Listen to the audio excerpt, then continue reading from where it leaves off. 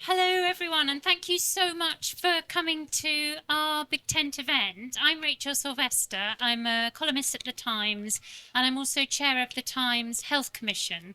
And we're looking at the whole system, including obviously hospitals and GPs, but also the wider determinants of health, health inequality, social care, public health, obesity. How do we turn our health system into an actual health system rather than a treatment method?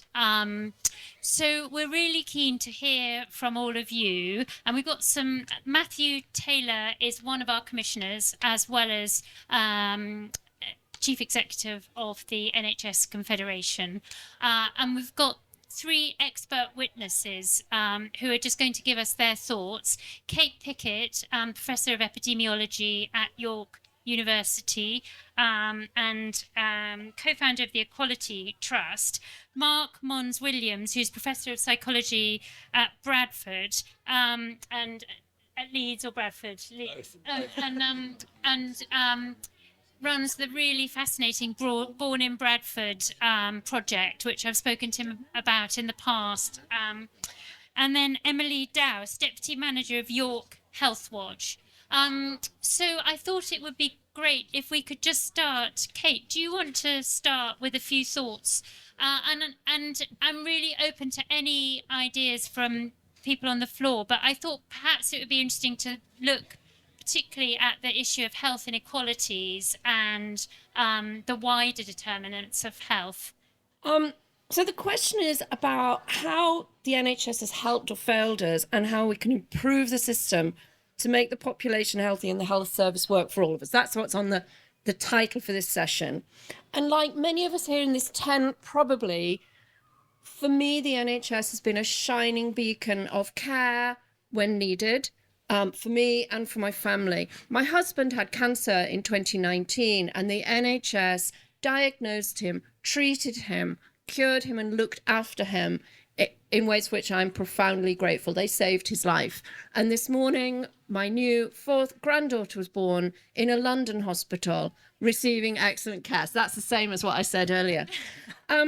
But those experiences of brilliant provision of healthcare, they contrast really with what I know as an epidemiologist about the health of the population in this country. We are not a healthy lot, we Brits.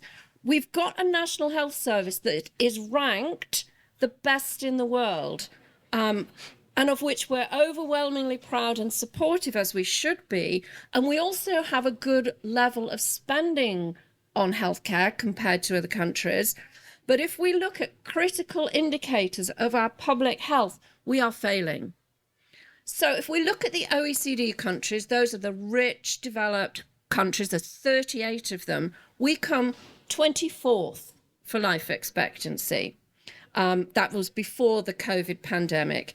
In Western Europe, the only countries with lower life expectancies than ours are Portugal and Greece.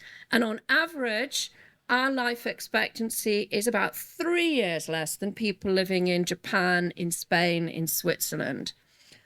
Another really widely used indicator of the health of the public is the infant mortality rate. It's so sensitive to changing conditions that we often think of it as a canary in the coal mine for public health. And we used to do quite well compared to other countries. In Britain, we ranked 6th best in Europe in 1960. And then over the years, we just dropped and dropped and dropped. By 1990, we were 10th best. By 2020, we were in 27th place. That's an awful lot of excess deaths of babies. In a recent update from the OECD, we came 30th for obesity. More than a quarter of us are obese. 10% of 4 to 5-year-olds in this country are obese. Overweight and obesity rose during the pandemic. Our official data on mental health is out of date. In 2014, 1 in 6 people over the age of 16 had depression or anxiety in the past week. That's going up. The WHO thinks we've got a 25% increase in depression and anxiety worldwide. More up to date on children.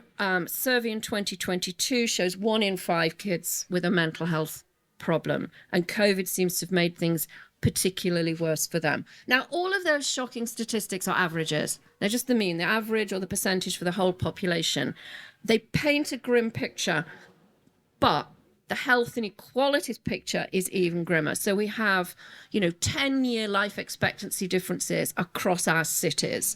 We have 4-fold levels of infant mortality in those at the bottom of the social scale compared to those at the top.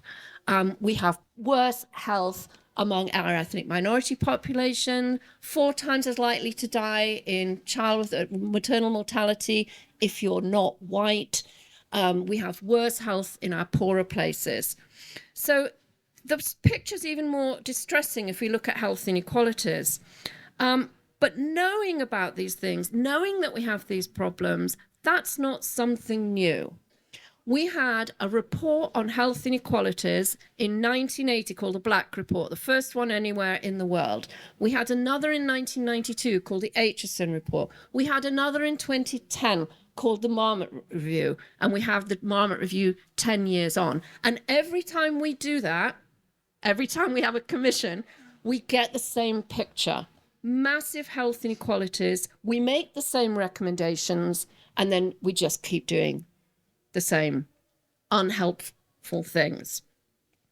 In COVID, we did certain things that were really good and really helpful. We did other things that were really bad, and we had 50,000 more deaths than we should have done in our country. That's an awful lot of excess deaths.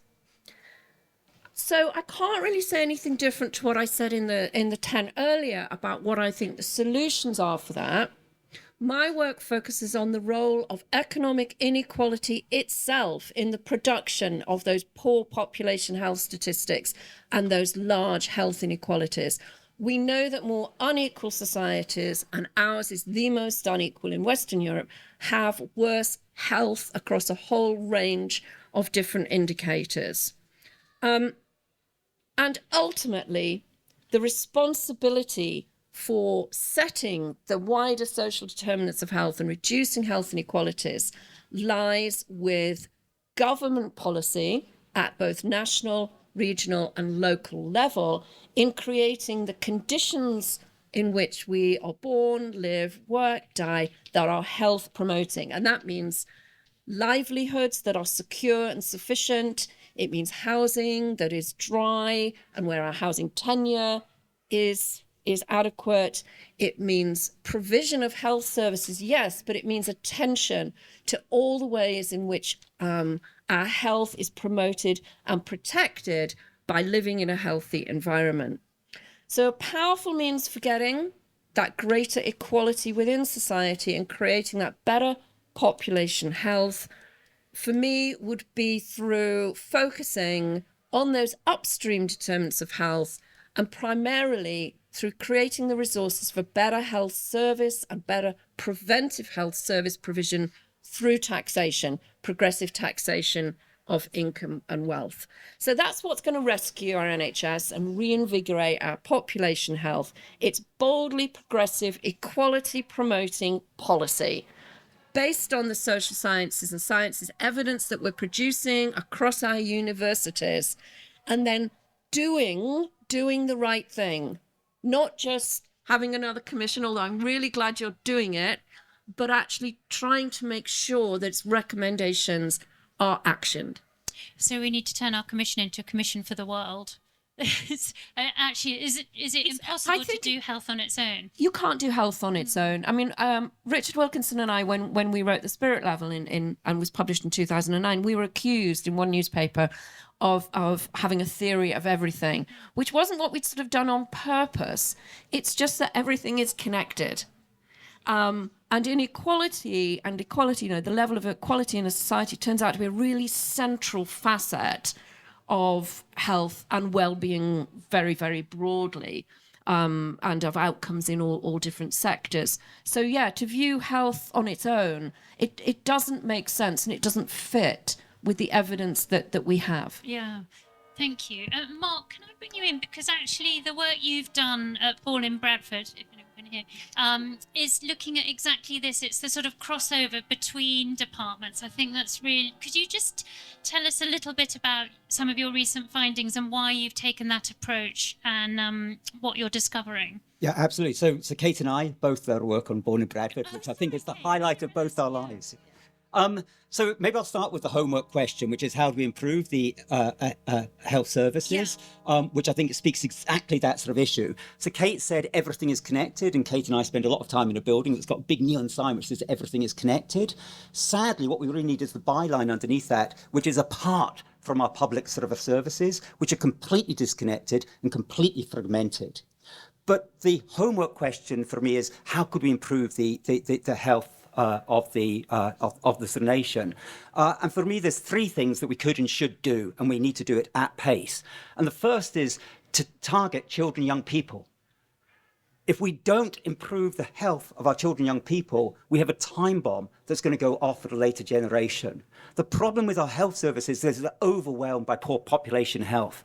And all of the evidence is that if we want to improve population health, the earlier you start, the better. So the first thing we need to do is really target resources, effort at children and young people. The second thing that I think we need to do is really target our attention on our most disadvantaged areas. So I had a life-changing moment after I read Kate's book, when I suddenly realised, as Kate explained so well, inequalities aren't just bad for people who are really struggling, they're bad for everybody. So one of the reasons that I find it difficult to access some health services is because those health services are on their knees providing care. But that care is often being disproportionately coming from certain areas that are not well served by public services. So if you're in a nice affluent area, you can start ensuring that things happen together in a coordinated way. In our most disadvantaged areas, the fragmentation of services is really literally costing lives. As every day I get on my bike from one part of Bradford and I cycle to Bradford Royal Infirmary. And where I start my journey, I pass a bunch of schools. And where I end my journey, I pass a bunch of schools. And the schools at the beginning of my journey have got children who right now are predicted to live 10 years longer than the children at the schools at the end of my journey. And the children at the start of my journey are going to have 20 healthier years of life. What a shocking statistic in 2023. And that's why we've got to start focusing on our disadvantaged areas if we're really serious about improving the health of the nation. And then the third thing that I think we need to do is exactly what we're talking about, which is start connecting our services. Because it's absolutely bonkers to think that we can take a family or a child and say, that's the health bit over there, you worry about that bit. Education, can you worry about the education part? Police over here, you take care of the criminal justice bit. Oh, social care, you can be somewhere else looking after that bit. It makes no sense. We've got to start having connected services to ensure that we can take holistic approaches to allow families, children, young people to live healthy, happy, fulfilled lives. So how do we do that? How can we start connecting our services? Well, the answer's at our fingertips. We can start to use the information that resides in all of these different organizations to start connecting up our different services. So you imagine little Fatima. Fatima goes to school, and the school have got rich information on how Fatima's doing at school. But Fatima's probably known to the hospital service as well, so she's coming up. Maybe she's visiting pediatrics regularly. So there's rich information on Fatima's health needs within the hospital. Perhaps Fatima's known to the social care system. Perhaps Fatima's known to the criminal justice system. So rich information on Fatima, but none of that information is shared across those different services, which means that Fatima's needs are not being supported, or at least not to the point that she reaches absolute a crisis point, at which time it's expensive and very, very difficult to intervene. So we need to start sharing information across our different services. And that's how we start ensuring data-driven, place-based, whole system approaches. And I really passionately believe that we need to start using data, the information that we currently possess, to be far more effective in public service delivery. And that allows us to start using one of the most powerful tools that we possess. And that's the power of science. Science helped us get out of the pandemic, and science can help us tackle the most wicked societal problems that are playing out in real time right now across Yorkshire, across the UK. We've got to start using science. And we've got to start really tailoring policies to places. And that's the other great advantage of connected data sets. We can properly start understanding what disadvantage looks like as a function of locality. So within the Bradford area, where we richly follow the lives of our children, young sort of people, we can really start properly understanding how disadvantage plays out in terms of different contexts. I live in one area in Bradford, it's a very affluent sort of area, predominantly white British. Where I work at the hospital, Manningham, it's a very disadvantaged area, and it's predominantly South Asian in heritage. Then we have an area just to the south of the city called Holmwood. Very, very disadvantaged area, but predominantly white British in heritage. And of course, a policy that works in Holmwood is never going to be effective in Manningham, is never going to be effective in Ilkley. What we need are tailored policies that take lived experiences into account. And that's what data, connected data, allows us to start doing. And then we can take a genuine whole system approach. When we have disadvantage, we can really ensure that there's coordinated, connected public service delivery. And that's what we're trying to do in Bradford. So this week we had the joy of our Education Alliance for Life Chances coming together. And sat around the table, we had police with the local authority, we had our multiple academy trusts, we had our health services, we had voluntary sector, we had business. And everybody came together and said, how can we put our organisational boundaries to one side and start working effectively in order to drive improvements in children's outcome? First of all, how can we get better educated children? Because better educated children make better health choices. And how can we start removing health barriers so that every child can make the most of our educational system? And then how do we start ensuring that our children, young people grow up to have good physical health and good sort of mental health? And to support that work, we use the very, very rich data assets that we have in Bradford. Because in Bradford, we have connected up all of those public service data. People say it can't be done. It can be done. We've done it.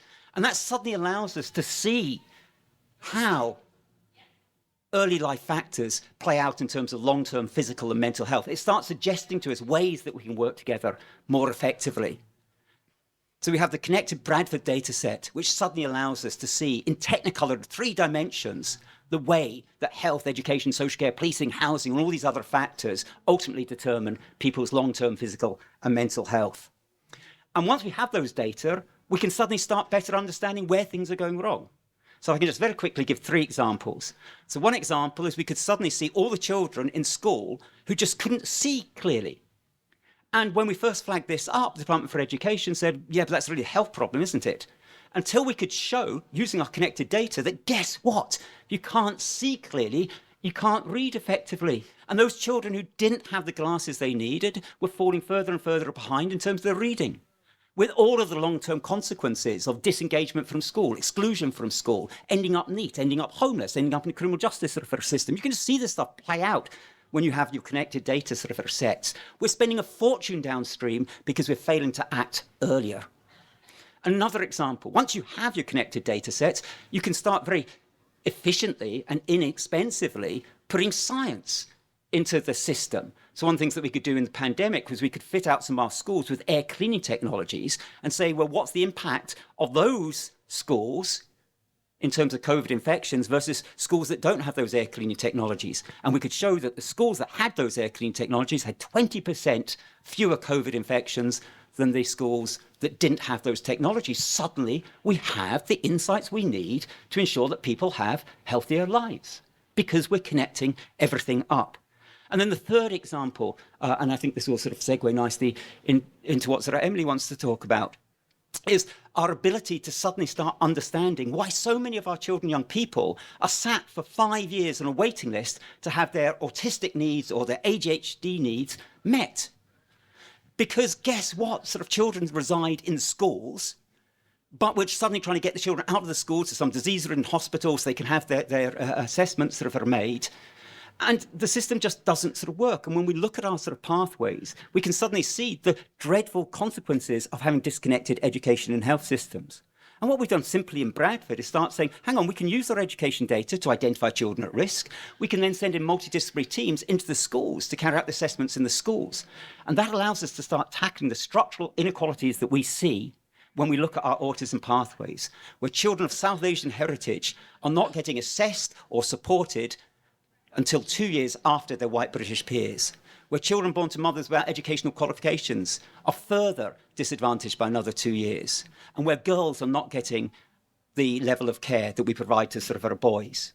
So suddenly, our connected data allow us to properly understand the systems and start seeing how we can work with and through schools and health and social care and policing, voluntary sector and business in order to produce the long-term improvements in population health that the NHS desperately needs. Thank you. And Mark, just say what you did when you found out about the eyesight. You did something very simple that solved it. We only do simple things, simple as far as go. So we simply said, well, the first thing we said, Bradford's very, very fortunate. It's one of the areas that still has routine eye examinations when the children turn up at school. So our orthoptist team go into the schools, they examine the children, and they identify children, about 15% who clearly need some glasses. And then a letter goes home to the parents saying, look, Fatima isn't seeing clearly. So why don't you take her for a free eye examination at your local optometrist, the hospital eye sort of service, where if she needs a pair of glasses, she get a free pair of glasses, and that will help her see.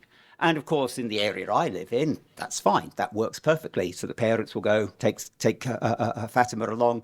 Fatima gets the glasses. But what we could show with Born in Bradford is that actually a third of our families, often who don't have English as a first language, perhaps come from a different culture where health services aren't free, perhaps don't have the stability of family sort of life that a lot of us sort of enjoy. A third of our families never take this sort of child, and they're the children who then fall further and further behind reading. So we just sort of said, well, why can't your orthoptist tell the schools which children have got problems, because then our schools will take them to the local optometrist. Well, we can't do that because of data sort of sharing. Well, fine, we'll just get consent. So we've got consent, so that information can be shared.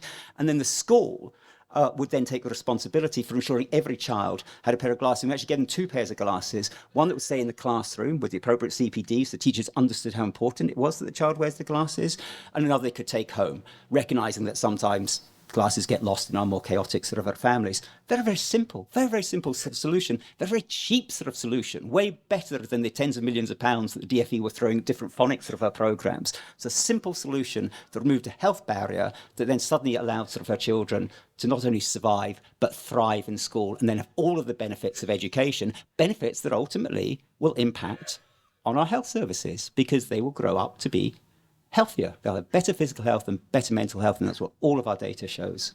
So interesting. Thank you. Emily, what's your experience of the patient side of this? Yeah, so Healthwatch York's role is to understand. So we talked here about statistics and all the science behind it, but what we want to understand is what's the actual experience for those individuals, the people within those statistics. So, and again, you talked about the importance of, Kate did talk about the importance of reviewing service delivery. And quite often we see the same recommendations being made again and again, and the same mistakes again and again. What I would like to talk about is a piece of research we've been doing over the last year around adult mental health crisis care. And in 2014, there was the Crisis Care Act that was supposed to ensure that patients had 24-hour support services, that they were treated with the same urgency as a physical health condition, to be treated with dignity, to be treated with respect when they went and asked for that help, and to be referred into the appropriate services where they would be able to have ongoing care and support to avoid further crisis. The experience we know across the UK isn't that, and we know specifically in York that that is not the experience of those who are going through mental health crisis. 4 in 10 mental health trusts have staffing levels well below the established benchmarks. Only 33% of those going through mental health crisis were seen and assessed within 4 hours. And I would say 4 hours is good. We know people who have been in A&E for 3 days before an assessment takes place. Only 56% of crisis teams accept self-referrals from known service users. So if you're not known to the service, you will not be seen in a crisis. Locally, rates of suicide in York are higher than most of its neighbours. Rates of hospital admissions due to self-harm is above the national average in York. And I think so we've been reading through coroner's reports, and I found a statement from a parent which I think summarises those reports. Her death was contributed by the action and inactions of the mental health clinicians entrusted to keep her safe, within a care system that was underdeveloped to manage an individual with complex needs. So what we wanted to do is really showcase the challenges locally.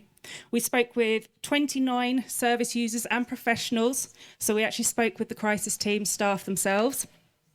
We also held 3 workshops so we could publicly analyse the data, and from that we had 400 statements relating to adult mental health crisis care.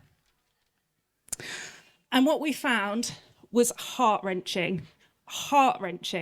And the support that we've had to give the team when they're going through those interviews and when they're going through those transcripts, it's awful to see. It's awful. And it doesn't seem to have gotten any better. If you look back, so I'm really interested in social history. If you look back at mental health care back in the Victorian times, it's no different. Our report is no different to what you'd read in a social study, a historic social study. There are themes across A&E admissions. So you were talking about how we need to link our services together. And there are cases of individuals trying to seek help wherever they can, but without that link are just not getting the support that they need. They're experiencing dismissive and stigmatising attitudes from members of staff. And then I just want to finish really with some quotes from the report. I haven't chosen the most hard-hitting because I don't think this is the day for it. And of course, you can read it in the report. So someone told us, I was turning up to A&E and literally patched up, and that was it. I was talking about trackers in my skin, which, you know, probably should have raised a flag. And this one's from a parent. My son self-medicates with alcohol, but services will not attend if he is drinking. However, his drinking is because of his mental health, so he ends up in full crisis as he has no help and no support. Another one shared with us that they had shared their suicidal ideations with a liaison officer, and the officer held the door open and told her to just go and kill herself. And another statement which came up quite often through the research was, you have capacity, it's your choice, go and do it. So we can't have this anymore. I can't have my staff reading coroner's reports and seeing the same recommendations going on again and again, and the statements that these changes have been made and things have improved. They have not improved. We've evidenced that they've not improved. What we want them to do, the service provider, review and revive the Mental Health Crisis Care Act. It's there for a purpose. Can we just do as we're supposed to be doing? We need providers to address how they engage with the public. They need to go back to their methods of co-production and co-producing services so it meets the needs of individuals. And we also want the government to make sure that there is funding ring-fenced against mental health services. And there has to be a cultural shift and a change. Thank you. It's so shocking to hear all of that, Emily. I can hardly believe it. And it's really important. We're going to have 2 sort of full evidence sessions on mental health. I think it's a really important dimension to all of this. In a minute, I want to hear from all of you. But Matthew, first of all, do you want to just say a little bit about why, as a commission, we are taking this broader view of health, that it isn't just about waiting lists, that the importance of this sort of new social contract, that people take more responsibility for themselves as well? Sure, thank you.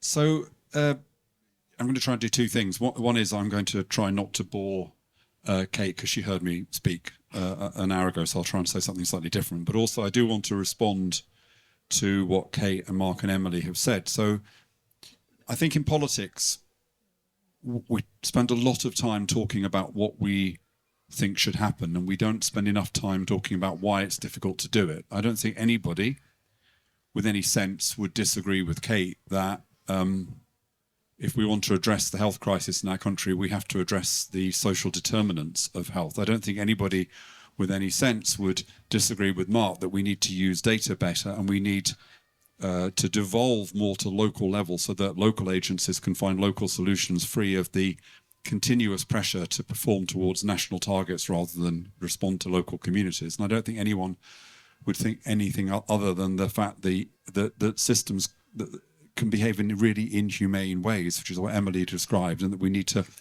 think about how it is you need to organise and manage services so that they can't behave in that kind of inhumane way. But the challenge always is, how do we do this stuff? So the 5 things that I spoke about when I was in that tent, I'm not going to repeat the argument for them. I'm going to just say a word about why they're difficult to do, because I think our commission needs to focus on why it's difficult to do things, not what needs to happen. So the first thing I talked about was we need a health policy, not just an NHS policy. And so, of course, whether it's social care on the one hand, I'm going to have 3 hands now, but social care on the one hand, whether it's food, tobacco, alcohol, exercise on the second hand, or whether it's the social determinants of health, housing, employment, poverty, as long as the health service is there to pick up the tab for a society that's becoming poorer and sicker, then it will do nothing other than be a kind of inadequate crisis management service. Now, what's the barrier to that? Fundamentally, it's the inability of Whitehall to join up and to prioritise. And so I would say to you, when the next election comes, see if any of the major parties are committed to health being a national priority and being one of the 2 or 3 top priorities for the Prime Minister themselves, because Prime Ministers can't concentrate on more than about 3 or 4 things because they have to respond to events all the time. So unless one of the parties is saying, we will make health a national mission, and one of the parties is saying that at the moment, and the Prime Minister will personally ensure joining up across Whitehall, then they lack credibility in that regard. So the second thing I talked about was the need for investment.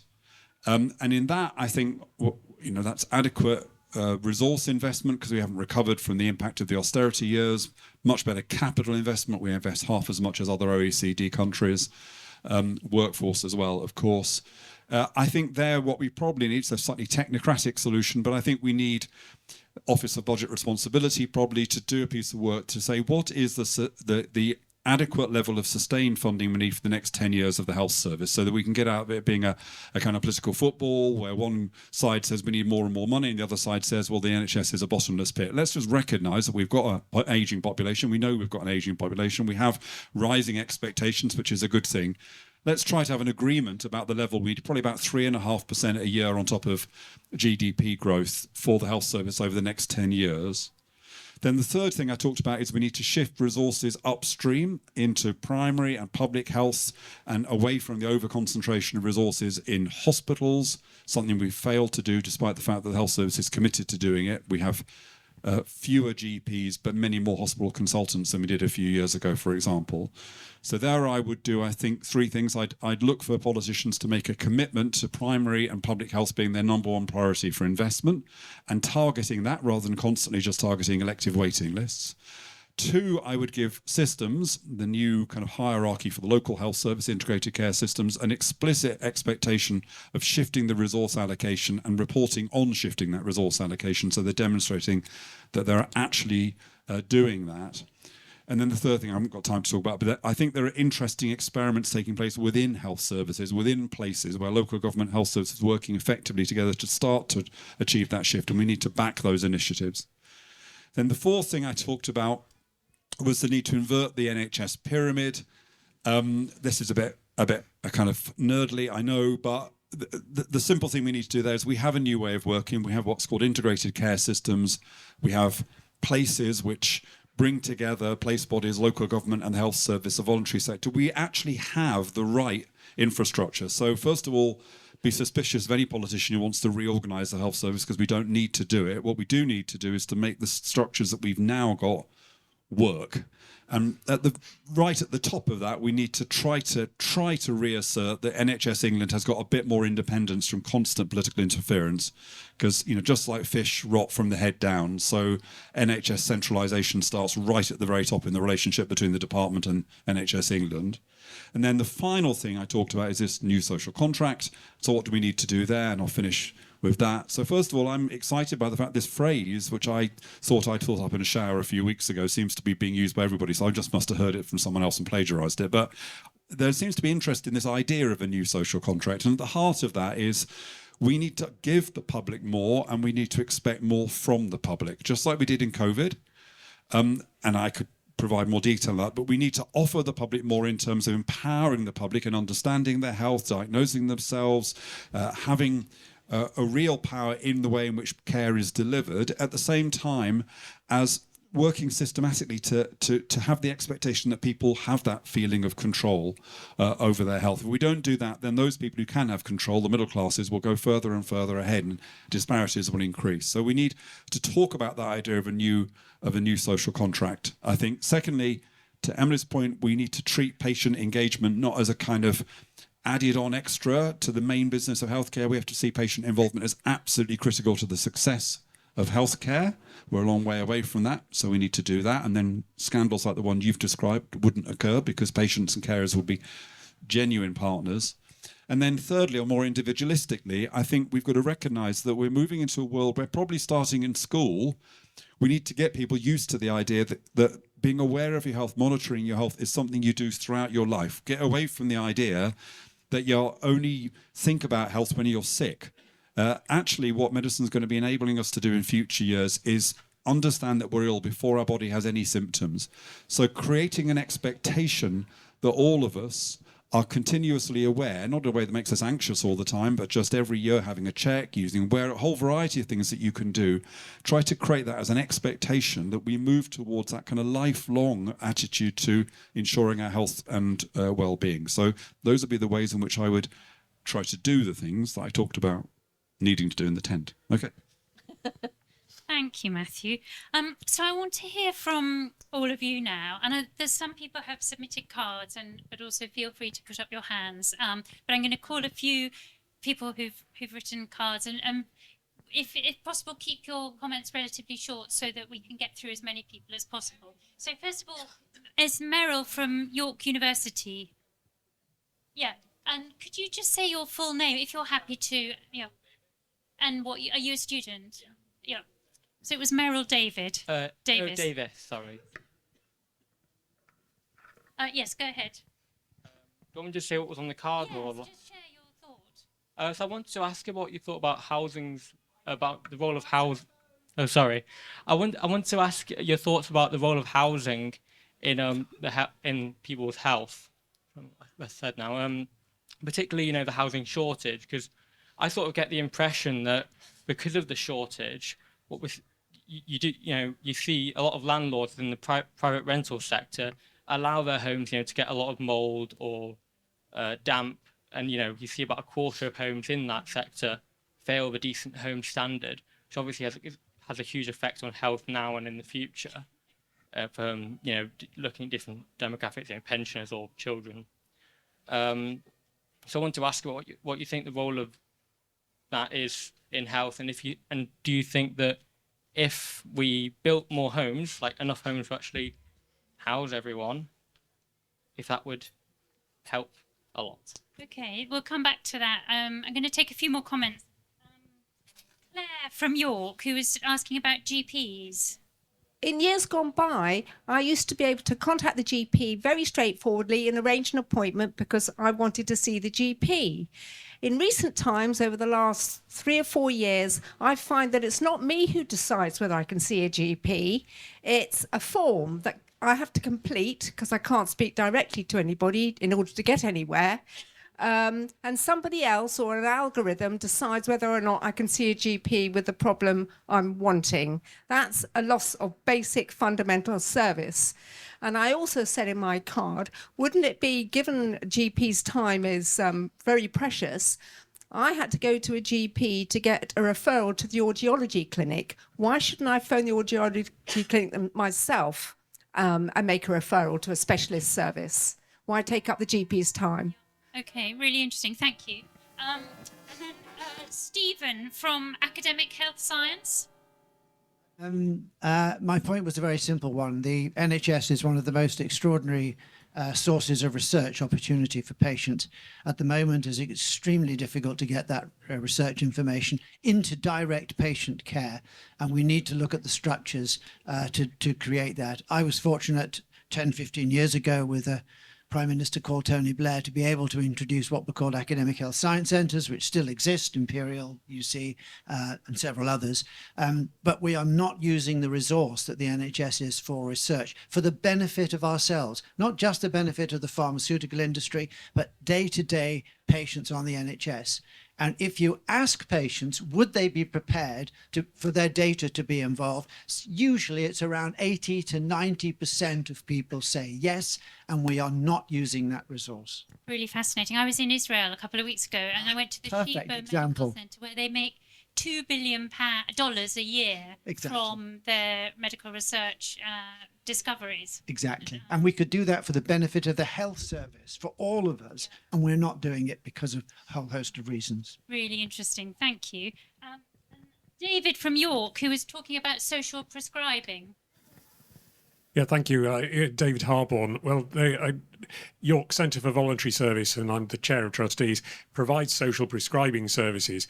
And we're in a kind of cleft stick in the sense that we know it works because the people we're helping tell us it works. But that's not evidence to our commissioners. What the commissioners want is for us now to prove that it has reduced the cost to the NHS. Well, that's not our area of expertise. Somebody else needs to do that for us to prove that what we know it works, but we need someone else to prove it works. Because without that evidence, we're not going to get an increase in funding. If you see what I mean, it's a kind of catch-22. Yeah, catch-22. Yeah. And in terms of how it works, and what is the evidence? Well, we have... First of all, we have people who are actually in GP services. We also have someone at Foss Park, which is the local psychiatric hospital. We have links with York District Hospital. And there we're talking to individuals about things that might interest them to do in the voluntary sector. It could be outdoors work in the green environment. It could simply be joining a walking group. There are lots of voluntary activities that they can join in with. And people who've availed themselves of the services tell us that it has helped them to manage their own time, to manage their own medications better, even though that's not actually a central purpose of it. And they tell us that it has made them more confident about their daily lives, and that they think it has reduced the likelihood that they go to the GP or whatever it might be. So we're getting that feedback.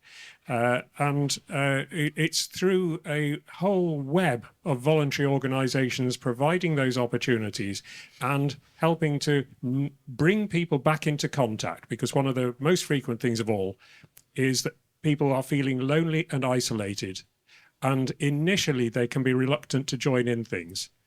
If we can get past that through conversation, get people more involved in their local community, that does, to all intents and purposes, we believe, really helps reconnect people and reduces the likelihood that they will be frequent flyers, as they're often called in the NHS. But it's not our expertise to prove it, and we need somebody to really demonstrate that for us, to make our case back for improved and increased funding for this service. Okay, thank you. And I think this is Debbie. Talking about the change of culture that Emily said that we need. We've had changes of culture. In my lifetime, being born into the first year of our NHS, we had free school milk, we had nurses coming in to check, to report, like dental issues or eye issues. So in 1945, there was a huge shift, and people had come out of the war expecting better, and we got an NHS, we got other things to tackle the evils of society like poor housing, ignorance, squalor. Sorry, that's housing. So all that stuff happened. We had another culture shift with neoliberalism coming in basically after 79, selling off everything in sight, undermining our NHS, deregulating. So, you know, we're now trashing the planet, but also people's diets, all sorts of things. So, you know, everything went money, money, money. And blaming the victim and individualizing health isn't the same as tackling those social determinants. So let's go back to that. Saeeda Varsi said last night, elections are about two questions. How much do we tax and how do we spend it? And I kind of agree, because I think those are the big questions. And all this stuff about data and it's fiddling about. Okay, thank you very much. We've got 5 minutes left. So I'm going to take one question, two questions from the floor, and then very quickly come to the panel for a response. Partly observation, partly question.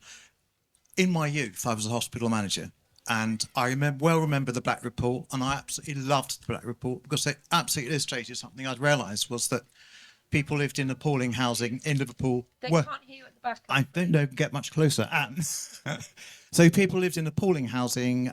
They would, old men, like perhaps I am now, would come into hospital with pneumonia in the winter. They'd stay for 6 weeks. We'd make them better. They go out again, come back following winter. So public health, housing, good work, great nutrition, good sense of community, supportive families were the key determinants of health. But I then came to realise that all that we knew from Black and the later reports wouldn't make a blind bit of difference, because what people vote for in elections is more general hospitals, more doctors, more nurses. And I thought probably the problem goes back to our electorate. And I suspect hasn't changed. I think the tabloid press continue to say we need more doctors. And the one way to lose an election locally is to threaten to close the local general hospital. So I suspect, I drew the conclusion that was the problem. Is it the problem, and or has it changed? Sat in a room about a month ago. Yes, I'll put it on the table. It was a dictatorship country I was in. I understand they can have long-term vision. They could have a pie chart. They showed this is what we'll spend on all the different types of preventative health. They had all the knock-on effects of productivity of the country, housing. I was like, wow, I wonder what's happening in our country. Proud to be English. And then I come back. So I'll ask the question is, what do you need? Because we're all on the same team, and I think everybody here wants to see this succeed. So what's not being said, and what can we do rather than ping pong? Thank you. And I'm being told we've got 2 minutes left, so I'm going to ask Matthew to respond on behalf of the Commission. If that's okay to the experts. Well, 2 minutes is no time. I mean, I think the point of the Commission is to try to change the debate, to widen the debate. It's going to be tough, because when closer you get to an election, the more the emphasis is on short term and what's called the retail offer. So it's particularly important to be talking about what matters and the long term.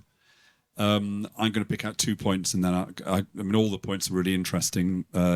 Yes, I was in a primary care centre in Rusholme in Manchester a couple of days ago. GP I spoke to said 1 in 4 of her patients don't have a health problem, they have a housing problem. So you're absolutely right in that. And then I'll just respond, because I want to end with something positive, to the lady, I think Claire at the back, who was talking about seeing the GP. I mean, only about between 15 and 20% of contacts with primary care is somebody who actually does need to see a GP. Very often they need to see maybe a social prescriber, or they need to see a pharmacist, or they need to have a vaccination, or whatever it might be. Where you have really effective active triage, so that's what I saw in Rusholme. Rusholme is a really challenging area. Every single contact they deal with within a day, and people know within a day how they're going to be seen and who they're going to be seen by. Most of those people won't actually need to see a GP, but they'll be directed to who they do need to see. So actually we can find better ways of addressing demand in primary care, but that fantastic practice has got 15 GPs, but 9 GP vacancies. So it actually does things really well, really effectively, but it's fundamentally facing the difficulty that we are massively underinvesting in primary care. And if my views have changed at all in the last few months, I've come to the view that it absolutely is imperative that we invest more in primary care as a matter of urgency, because if we don't do that, we'll do nothing else about the rest of the demand that's flowing further down the system. Brilliant. Thank you so much. Thank you to the panel, and thank you to all of you. We're really grateful. I'm going to take the cards that I didn't have time to come to people back home with us and as written contributions to the Commission. But thank you very much. And our report will be published next January, if we can all agree recommendations, Matthew. Thanks so much. Yeah.